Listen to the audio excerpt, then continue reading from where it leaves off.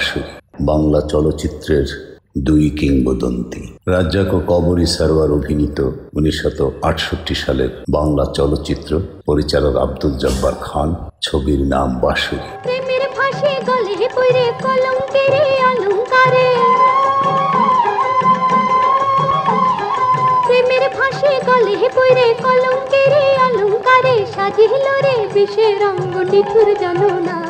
বাঁশুরি একটি রোমান্টিক নাট্যধর্মী চলচ্চিত্র যা সেই সময়ের জনপ্রিয় অভিনেতা রাজ্জাক ও কবরীর সঙ্গে তার সফল জুটির অংশ ছিল।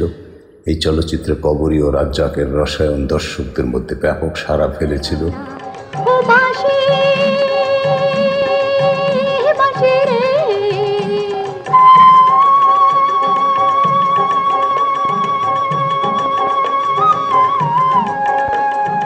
অত্যন্ত জনপ্রিয়তা লাভ করেছিল বাঁশিওয়ালা বাঁশিবাদক রাজ্জাক ও কবরীর দুর্দান্ত অভিনয়ের কারণ।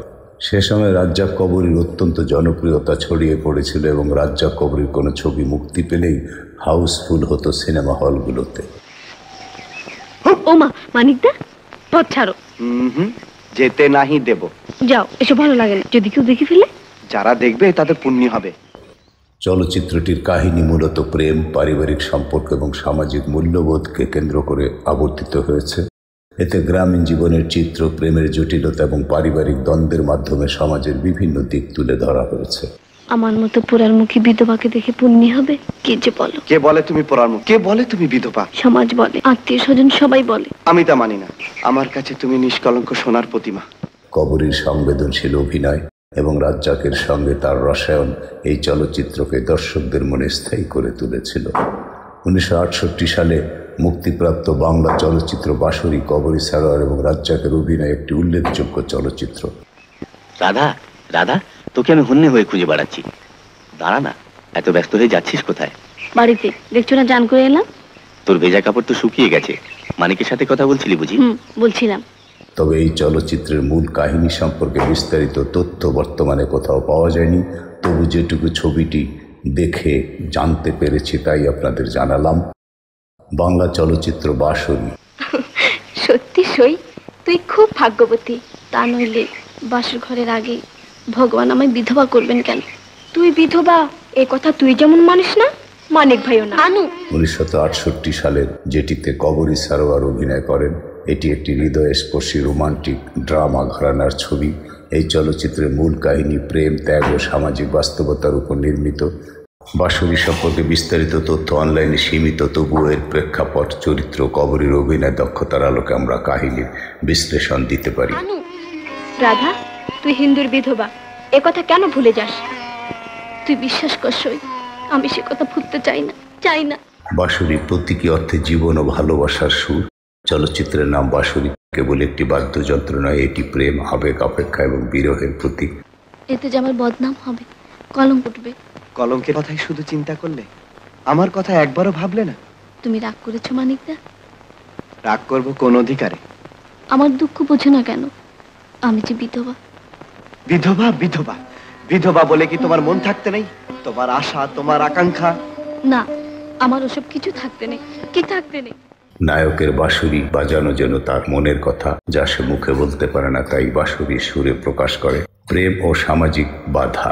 এই ছবির মূল কাহিনীতে এক তরুণ তরুণীর নিঃস্বার্থ প্রেম দেখানো হয়েছে, যেটি সামাজিক শ্রেণী বিভাজন, পারিবারিক বাধা কিংবা আর্থিক সংকটের মুখোমুখি হয়। প্রেমে বিচ্ছেদ ও পুনর্মিলন এই চক্রে কাহিনী গড়ে ওঠে। ত্যাগ ও আত্মোপলব্ধি। ছবিতে ত্যাগের দিকটি গুরুত্ব পায়। চরিত্ররা একে অপরের জন্য আত্মত্যাগ করে। কবরীর চরিত্র বিশেষভাবে একজন নারী হিসেবে নিজের স্বপ্ন ও ভালোবাসার মধ্যে ভারসাম্য রাখতে গিয়ে যে আত্মত্যাগ করে তা দর্শকদের আবেগপ্রবণ করে তোলে। কবরী সরওয়ারের অভিনয় বিশ্লেষণ। এই চলচ্চিত্রে কবরী এক ধীর, স্থির, আবেগপ্রবণ চরিত্রে অভিনয় করেন, যেখানে তার সংলাপ, চোখের অভিব্যক্তি ও শরীরী ভাষা দর্শকের হৃদয়ে ছুঁয়ে যায়। তার অভিনয় তখনকার সময়ে নারীর আবেগ এবং আত্মসংঘাতের নিখুঁত রূপায়ণ। বাঁশির সুরে নুপুর বাজে বাজে রুম ঝুম ঝুম, সাতটি চাপা বনে জাগে নেই চোখে ঘুম। সিনেমার প্রেক্ষাপট ও গুরুত্ব। বাঁশুরি 1960 দশকের বাংলা চলচ্চিত্রের এক উল্লেখযোগ্য সংযোজন।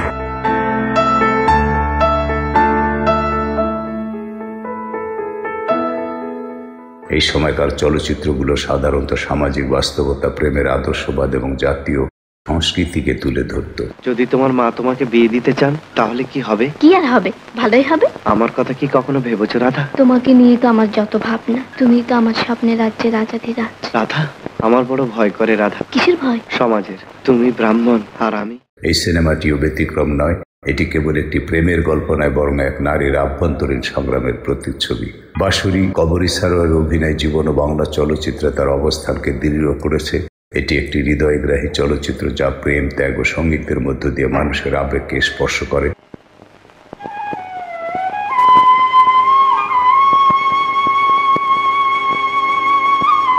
আমি ভেবেছিলাম তুমি আর আসবে না। সত্যি মানিকদা, আমি না আসতেই চেষ্টা করেছিলাম। তা তো করবেই, বিয়ে ঠিক হয়েছে। দুদিন বাদে বড় লোকের বউ হবে। এই আনন্দের দিনে আমার কাছে আসবে কেন? এত খবর তোমায় কে দিল? গায়ের সবাই জানে, তাছাড়া আনুমায়া বলে গেল তুমি নাকি এ বিয়েতে খুব খুশি। খুশি? খুশি বই কি, বিয়ের নামে কোন মেয়ে না খুশি হয়? কবরীর সৃজনশীলতা ও আবেগঘন অভিনয়ের জন্য এই সিনেমা আজও দর্শকদের মনে বিশেষ জায়গা করে আছে। বাঁশুরী চলচ্চিত্রটি কবরী ও রাজ্জাকের যুগল অভিনয়ের সময়কালের একটি অংশ, যখন তারা একাধিক সফল চলচ্চিত্রে একসাথে কাজ করেছিলেন। যদি পারি নীলাম্বরী শাড়ি নিয়ে তোমার বিয়েতে যাব। মানিকদা শোনো, তোমার দুটি পায়ে পড়ি, কথা আছে, শোনো না। পশ্চিমবঙ্গে যেমন অত্যন্ত জনপ্রিয়তা পেয়েছিল মহানায়ক উত্তম কুমার এবং সুচিত্রা সেনের যুগল অভিনয়, ঠিক তেমনি বাংলাদেশে এই যুগল অভিনয় বাংলা চলচ্চিত্রের ইতিহাসে অর্থাৎ পূর্ব পাকিস্তানে একটি গুরুত্বপূর্ণ অধ্যায় হিসেবে বিবেচিত হয় এবং উত্তম সুচিত্রার পাশাপাশি রাজ্জাক কবরী অত্যন্ত জনপ্রিয় হয়ে ওঠে।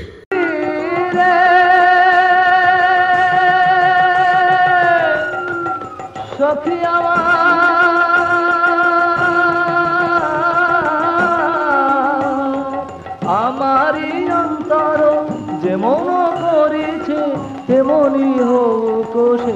কবরী চলচ্চিত্র অভিষেক ঘটে নাট্যধর্মী সুতরাং 1964 সালের চলচ্চিত্র অভিনয়ের মধ্য দিয়ে।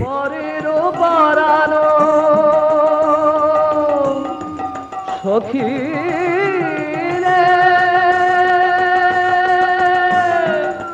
সখী আমার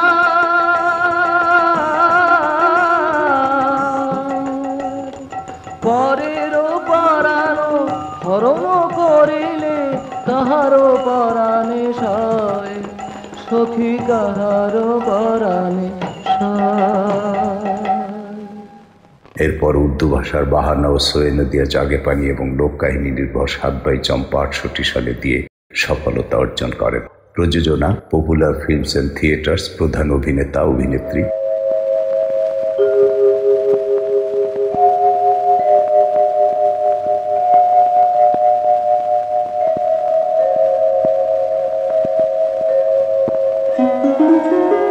রাজ্জাক, কবরী, আনোয়ারা, আনোয়ার হোসেন, সাইফুদ্দিন, আব্দুল জব্বার খান, রহিমা, মেহফুজ, সকল কলাকুশলী। প্রধান কলাকুশলী কাহিনী আব্দুল জব্বার খান। নয়ন তোমারে খুঁজে বারে বারে, ওগো তুমি মনোজোর আমার ভুবনে এসেছো গোপনে, আমার ভুবনে এসেছো গোপনে, আবেশে ভালে প্রাণ মোর, ওগো তুমি মনোজোর, ওগো তুমি মনোজোর। চিত্রনাট্য আব্দুল জব্বার খান, সঙ্গীত পরিচালক সত্য সাহা, গীতিকার গাজী মাজহারুল আনোয়ার এবং মুক্তির তারিখ 24 মে 1968 সাল। বন্ধুরা, এই ছিল ইন্টারনেটে পাওয়া রাজ্জাক কবরী অভিনীত আব্দুল জব্বার খান পরিচালিত বাঁশুরী ছবির সংক্ষিপ্ত বিবরণী। ধন্যবাদ।